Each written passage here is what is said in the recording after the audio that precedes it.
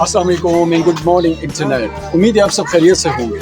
दोस्तों, क्या आपने कभी ऐसी जगह के बारे में सुना है जहां सिकंदर आज़म ने क़याम किया, हिंदू बादशाहों ने हुकूमत की, बुद्ध राहिबों ने सफ़र किया, अजीम सल्तनतों ने जंगें लड़ी और दरियाए सिंध हज़ारों बरस से खामोशी से सब कुछ देखता रहा। हंड में खुश आमदेद। ज़िला सवाबी का ये कदीम मकाम इस्लामाबाद से 99 किलोमीटर और पेशावर से 80 किलोमीटर के फासले पर अंबार इंटरचेंज के करीब वाक़ है। ये गांव जो आज पुरसकून नज़र आता है, माजी में ताकत, रूहानियत, जंग, सकाफत का संगम और गंदारा तहजीब का दिल था। जहां आज की हवा गंदों और मिट्टी की खुशबू लिए हुए है, वही किसी ज़माने में बादशाह, बुजुर्ग और सिपाही गुजरे, जिनकी कहानियां आज भी ज़मीन की गहराइयों में गूंजती हैं।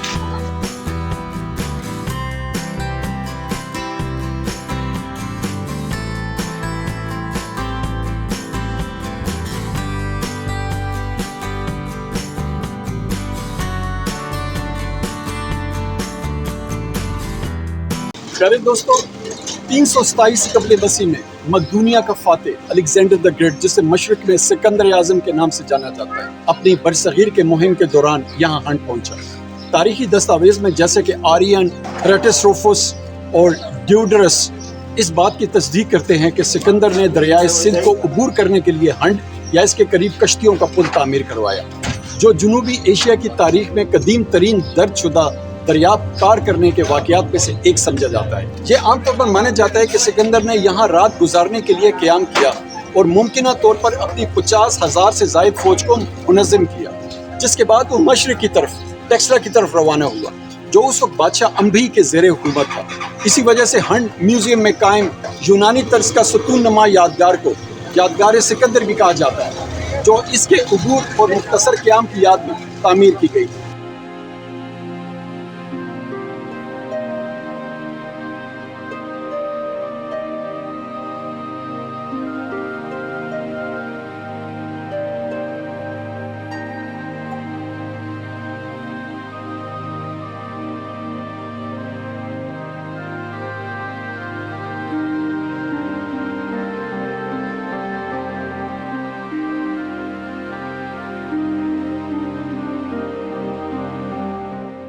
दोस्तों, हंड की शोहरत सिर्फ सिकंदर आज़म के आने या जाने तक महदूद नहीं थी। 644 ईस्वी के आसपास मशहूर चीनी बुद्ध राहिब और मुहक्किक हेओन सॉन्ग टेक्सला और कश्मीर की तरफ सफर करते हुए इस इलाके से गुजरा।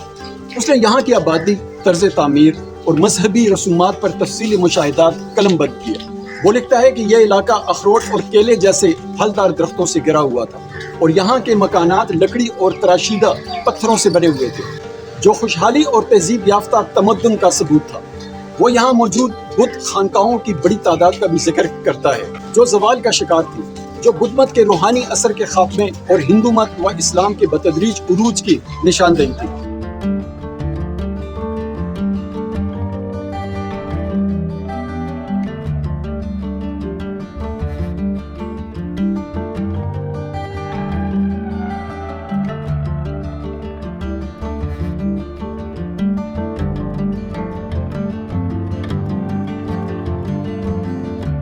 दोस्तों, 9वीं सदी ईस्वी तक हंड हिंदू शाही सल्तनत का दारुल-हुकूमत बन चुका था, जो मौजूदा अफगानिस्तान और शुमाली पाकिस्तान के बड़े हिस्से पर हुक्मरानी करती थी। इस सल्तनत की बुनियाद कालर नामे एक ब्राह्मण वजीर ने रखी थी, जिसके बाद जयपाल खानदान ने इक़्तिदार संभाला। बादशाह जयपाल के दौर में हंड सिर्फ एक सियासी मरकज न था, बल्कि मजबूत किलों, मंदिरों और गंदारे के तमाम गोशों को मिलाने वाली सड़कों के साथ एक खुशहाल अनजान आबाद शहर बन चुका था। उसका बेटा आनंद पाल भी यहाँ से हुकूमत करता रहा। ताहम 1001 ईस्वी में पेशावर की जंग के दौरान जयपाल को महमूद गजनवी की फौजों का सामना करना पड़ा, जिनके पास फौलादी घुड़सवार दस्ते और जंगी हाथी थे। शिकस्त के बाद जयपाल वापस हंड आया और बतौर हिंदू हुक्मरान अपनी शिकस्त को नाकाबिले बर्दाश्त समझते हुए खुदसोजी कर।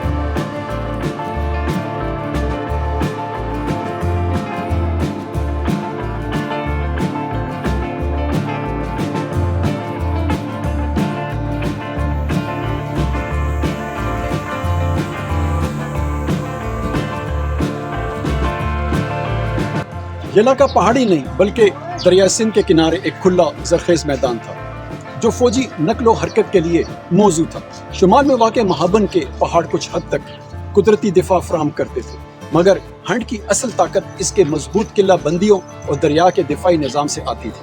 यही मकाम इसे फितरी किला भी बनाता और हमलों का हदफ भी।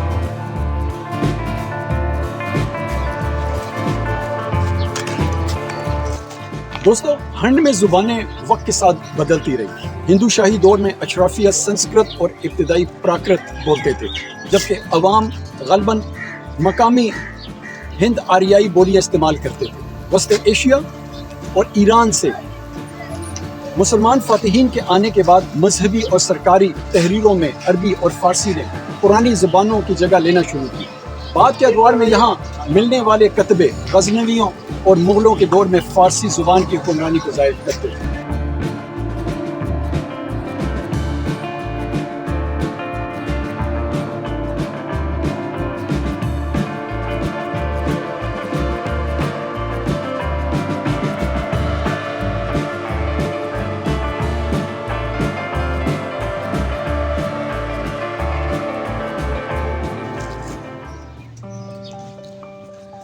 बारह सौ 21 ईस्वी में हंड एक और हौलनाक वाक़या का गवाह बना। चंगेज़ खान ने ख्वारज़म शाही शहजादे जलालुद्दीन मंगबरनी का ताक़ुब किया, जो ग़ालिबन फ़रार होते हुए हंड तक पहुंचा। फ़ारसी ज़राए के मुताबिक शहजादे ने दुश्मनों से बचने के लिए एक बुलंद पहाड़ी से दरिया सिंध में छलांग लगा दी। मुमकिन तौर पर यह मकाम हंड के आसपास ही था। यह मंजर इतना जुर्रतमंदाना था कि खुद चंगेज़ खान भी उसकी बहादुरी से मुतासिर होकर चंद लम्हों के लिए रुक गया।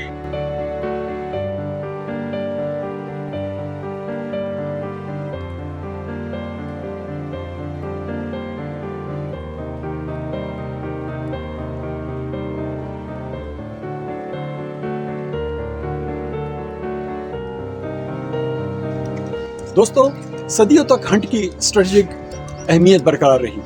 1586 में शहंशाह अकबर ने यहाँ एक नया किला तामीर करवाया, जिसका नक्शा उसके करीबी हिंदू वजीर राजा बीरबल ने बनाया।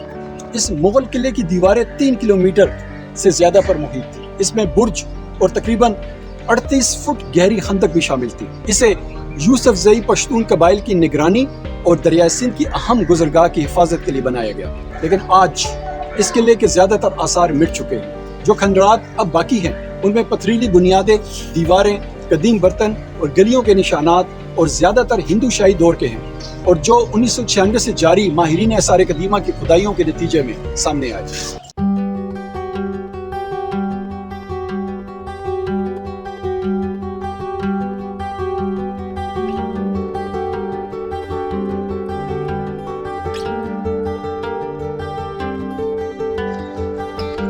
दोस्तों, 1818 में रंजीत सिंह की सिख सुल्तनत ने इस इलाके को अपनी सल्तनत का हिस्सा बनाया और 1849 में बरतानवी राज ने इस पर कब्जा किया। 1820 की दिहाई में तहरीक मुजाहिदीन के बानी सैयद अहमद शहीद बरेलवी यहाँ आए और मकामी सरदार खदी खान के मेहमान बने। ताहम उनकी मौजूदगी से इख्तलाफात पैदा हुए और खदी खान एक पुरतशद्दुद झड़प में मारे गए। यह साबित करता है कि नौआबादियाती दौर में भी हंड सियासी व नजरियाती कशमकश का मरकज रहा।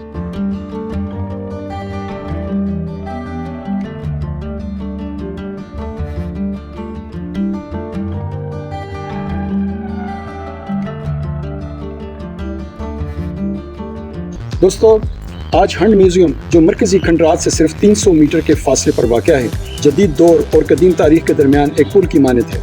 2009 में कायम किया गया यह म्यूजियम 33 कनाल पर मुहित है और इसमें 800 से ज़ायद नायाब नवादरात रखे गए हैं, जिनमें यूनानी सिक्के, बुद्ध और हिंदू शाही मुजस्मे, घरेलू अशिया, असला, मिट्टी की मूर्तियाँ, कदीम दिए और एक 2 लिसानी कुरान पाक का नुस्खा जो कि फ़ारसी और उर्दू में है भी शामिल है।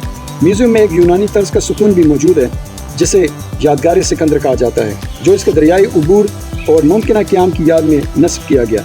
यहाँ एक कैफेटेरिया, रेस्ट हाउस और विजिटर एरिया भी मौजूद है, जो इसे सयाहों और तुलबा के लिए एक पुरसुकून और तालीमी मुकाम बनाता है।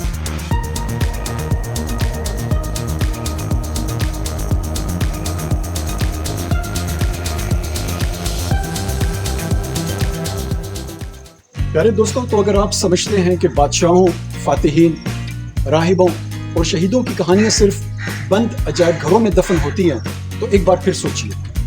हंट सिर्फ खंडरात नहीं, यह तहजीबों का गहवारा, सुल्तनतों का मैदान जंग और एक मुकद्दस दस्तावेज है जो मिट्टी, पत्थर और दरिया में लिखी गई है। सिकंदर के कदमों से लेकर जयपाल की आखिरी कुर्बानी तक, ह्योनसॉन्ग की तहरीरों से लेकर मुगल किलों और मंगोल यलगार तक, हंट जनूबी एशिया के भूले बिसरे अबवाब की कुंजी है। उम्मीद है आज का ब्लॉग आपको पसंद आया होगा। अगले हफ्ते हम किसी और तारीखी या तफरी मकाम की सैर करेंगे और आपसे मालूमात शेयर करने की कोशिश करेंगे। तब तक के लिए अपने बहुत सारा ख्याल रखिएगा, अपने घर वालों का ख्याल रखिएगा। Take care of yourself, bye bye.